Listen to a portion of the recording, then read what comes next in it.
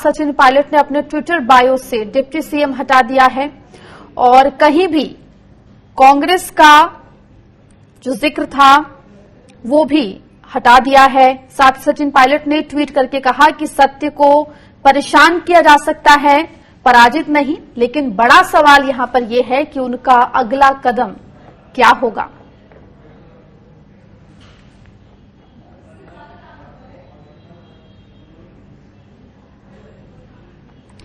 तो मंत्री पद और कांग्रेस प्रदेश अध्यक्ष पद से हटाए जाने के बाद सचिन पायलट ने पहला ट्वीट किया है जिसमें उन्होंने लिखा है कि सत्य को परेशान किया जा सकता है, पराजित नहीं। हमारे साथ हमारे रेसिडेंट एडिटर संजय बोरा जी जयपुर से जुड़ गए हैं। संजय जी, तो कांग्रेस अध्यक्ष पद जो है राज्य का वो उससे हटा दिया सचिन पायलट को, साथ ही जो मंत्री पद है उससे बर्खास्त कर दिया गया। लेकिन अब अगला कदम सचिन पायलट का क्या होगा, इस पर सबकी निगाहें हैं। देखिए, अभी उनसे किसी तरह की बातचीत नहीं हो पाई है। उन्होंने सिर्फ, आपने देखा, एक बड़ा क्रिटिक सा ट्वीट किया है। तो ये नहीं कह सकते वो क्या करेंगे, लेकिन ऑप्शंस मुझे नहीं लगता कि उनके सामने ज्यादा हैं, क्योंकि मेरे रिलायबल सोर्सेज ये बता रहे हैं कि बीजेपी बहुत कीन नहीं है उनको लेने के लिए, और अब तो बिल्कुल भी नहीं है, क्योंकि जब उनके पास संख्या बल नहीं दिख रहा है। यदि उनके पास 30 से 32 होते तो अब तक बीजेपी पूरी तरह मैदान में उतर चुकी होती और कांग्रेस सरकार को टॉपल करने की पूरी कोशिश की जा रही होती।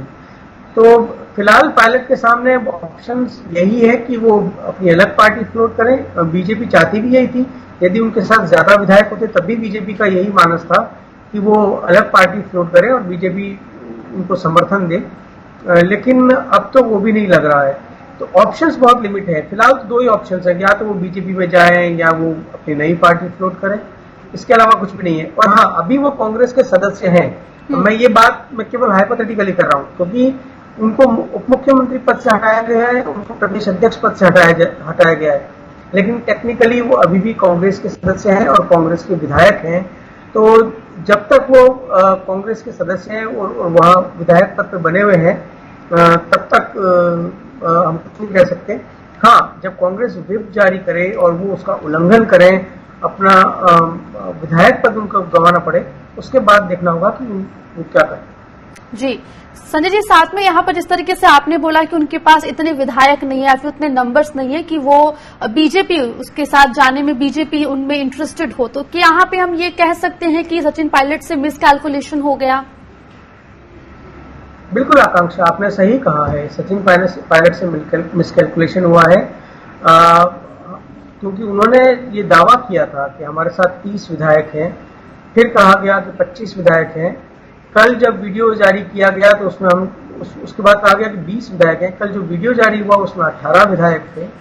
तो उन्होंने 30 का जो आकलन किया था वो भी वैसे कम था, वो भी कोई बहुत बड़ा फिगर नहीं था, क्योंकि अगर आपको एंटी डिफेक्शन लॉ से बचना है तो उनको, आपने खुद मुख्यमंत्री गहलोत। संजय जी, आपको मैं यहाँ पे रोकूंगी, मैं लौटूंगी आपके पास। हमारे पास कांग्रेस से स्वर्णिम चतुर्वेदी जुड़ गए। स्वर्णिम जी, तो यहाँ पर बड़ा सवाल है कि इतने अच्छे नेता थे, अब कांग्रेस के अध्यक्ष रहे हैं राजस्थान में, प्रदेश अध्यक्ष, और उनकी वजह से कहीं ना कहीं जीत कांग्रेस को राजस्थान में हासिल हुई, तो आखिर क्यों इतनी आसानी से कांग्रेस ने सचिन पायलट जैसा नेता जाने दिया?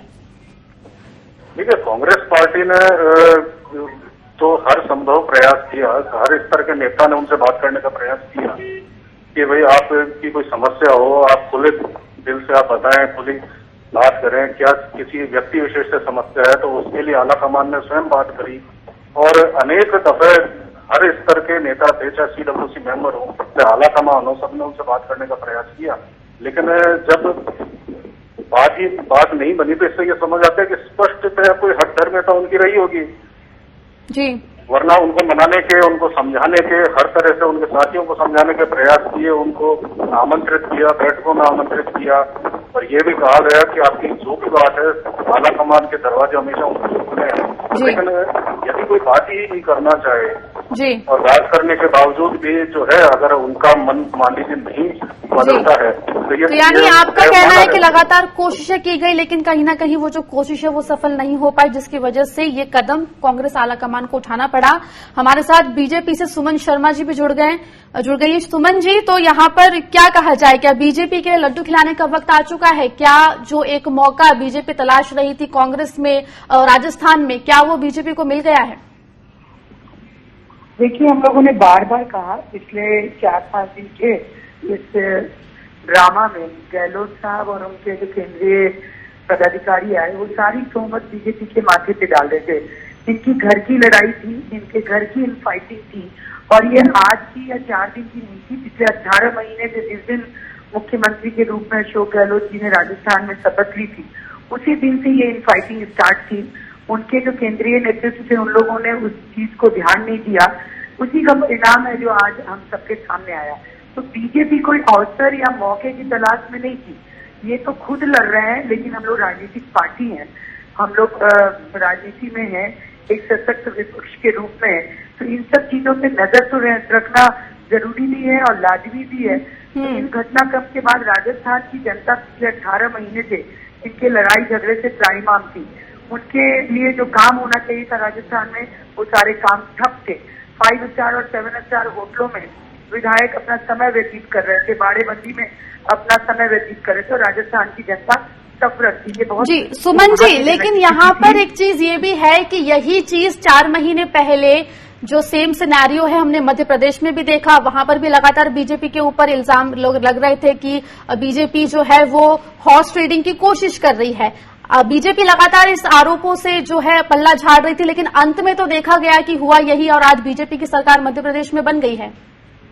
देखिए, यदि कोई कांग्रेस के जो वरिष्ठ युवा और तजुर्बाकार अगर कोई नेता है और वो लोग वहाँ विद्रोह करते हैं, पार्टी को छोड़ के जाते हैं, तो भारतीय जनता पार्टी क्यों गुरेज करेगी अपने परिवार में शामिल करने से? अगर वो शामिल होना चाहते हैं, भारतीय जनता पार्टी का दामन पकड़ना चाहते हैं, तो हम लोग क्यों गुरेज करेंगे? राजनीतिक पार्टी है और राजनीतिक पार्टी में ये सारी चीजों पे नजरें रहती है। अगर वो टूट के भाग जाते हैं, जो मुझे आश्चर्य तब होता है जब कांग्रेस के बड़े लीडर कहते हैं कि हमारे विधायक बकरा मंडी की तरफ दिख रहे हैं, तो वो अपने विधायकों पे ट्रस्ट नहीं रहते हैं, अपने विधायकों को बकरा कहते हैं। जैसे पूरे 6 के 6 बसपा विधायक हाथी रूपी सबको वो लोग निकल के पूरे साबुत पूरी पार्टी का विलय राजस्थान में करा लिया। जी सुमन जी, हमारे साथ स्वर्णिम चतुर्वेदी जो कि कांग्रेस के नेता है वो भी जुड़े हुए हैं। तो स्वर्णिम जी, आपके पास आऊंगे। यहाँ पर सुमन जी साफ साफ कह रही है कि कांग्रेस के अंदर जो भीतर घात है वो सुलझाया नहीं जाता कांग्रेस से, जिसकी वजह से जो फायदा है कहीं ना कहीं बीजेपी को मिलता है। तो सवाल यहाँ पर उठता है कि नेतृत्व में क्या इतनी ताकत नहीं बची कि सभी कांग्रेस के जो नेता है उनको एकजुट करके रखा जा सके? देखिए, कांग्रेस पार्टी ने सदैव अपने मुद्दे को एक रखना और एक रखने के साथ में उन सबकी समस्या या उनकी बातें सुनने का काम किया है। और सबसे बड़ी बात यह है कि भारतीय जनता पार्टी ने सत्ता हासिल करने के लिए हर तरह के हथकंडे अपनाने शुरू करती है। चुनाव न जीतो तो विधायक खरीदो, सरकार खरीदो। एक विधायक इनका जीतता नहीं है, वो आप ये सरकार में शामिल हो जाते हैं। तो ऐसे ये उदाहरण जो है कम से कम 6 स्टेट्स में देखने को मिले। तो ये जो भारतीय जनता पार्टी की आज से नहीं, जैसे ही ये चुनाव हारे थे यहाँ राजस्थान में, उसके बाद से इन्होंने जो है प्रयास शुरू कर दिए थे किसी भी तरह से कांग्रेस पार्टी के विधायकों को प्रलोभन देकर के, डरा करके, धमका करके, ईडी से, इनकम टैक्स से जो भी संसाधन मिले जिसका भी उपयोग कर सकते हैं, तो करके इन्होंने अपने सरकार को गिराने का, सरकार को तोड़ने का और उसको अस्थिर करने का प्रयास इनका हमेशा बना रहा। और अभी भी जो है ये इनके प्रयास चल रहे हैं, लेकिन जो सफल होने वाले नहीं, क्योंकि ये राजस्थान है। सुमन जी, यहाँ पर स्वर्णिम जी सीधे तौर पे कह रहे हैं कि प्रयास बीजेपी कर रही है, अभी भी कर रही है, तो क्या रणनीति अभी बीजेपी की? देखिए, मैं कहूँ कि अगर खुली आंख में भी ये बंद होने का बहाना करें तो हम लोग इससे कुछ नहीं कर सकते। आप बताइए कि 4 दिन के ड्रामा में जो आप लोग के सामने भी आए, जिसको हम लोग 18 महीने का ड्रामा कहते हैं, सचिन पायलट क्या चाहते हैं, उनकी कुछ करते हैं। वो मुख्यमंत्री बनना चाहते थे, राहुल जी आके उनका हाथ पकड़ पकड़ के खड़ा करके बताते थे कि दोनों एक हैं। ये सब बीजेपी करा रही थी क्या? अब ये लोग, अजीब सी बात है कि इनके घर में फूट है, इनके पार्टी के सीसीसी चीफ वही खुद पार्टी से छोड़ के, माने उनको निकाला जा रहा है उनके विषयों को ध्यान में नहीं दिया जा रहा है, उनकी अवहेलना हो रही है और ये आरोप बीजेपी पे लगा रहे हैं। तो इन लोग को क्या कहें हम? कल आज मुख्यमंत्री को भी हमने अभी सुना, मुख्यमंत्री जी किस तरह बोल रहे हैं कि हम लोग दबाव की राजनीति कर रहे हैं, हम लोग ब्लैकमेलिंग कर रहे हैं। बीटीपी के विधायक का वीडियो वायरल हुआ है, कृपया करके उसको सुन लीजिए। वो कह रहे हैं कि हमें जबरदस्ती बंद करके रखा जा रहा है, हमारी गाड़ी की चाबी छीन ली गई है, हमारे पीछे पुलिस लगाया गया। ये भारतीय जनता पार्टी के लोग करेंगे? राजस्थान में शासन आपका है जी। तो आपका कहीं ना कहीं ये कहना है कि अगर कांग्रेस मौका देगी तो फिर उस मौके का फायदा बीजेपी कहीं ना कहीं उठाएगी। बहुत बहुत शुक्रिया सुमन शर्मा जी हमसे जुड़ने के लिए, शुक्रिया स्वर्णिम चतुर्वेदी जी हमसे जुड़ने के लिए और बात करने के लिए।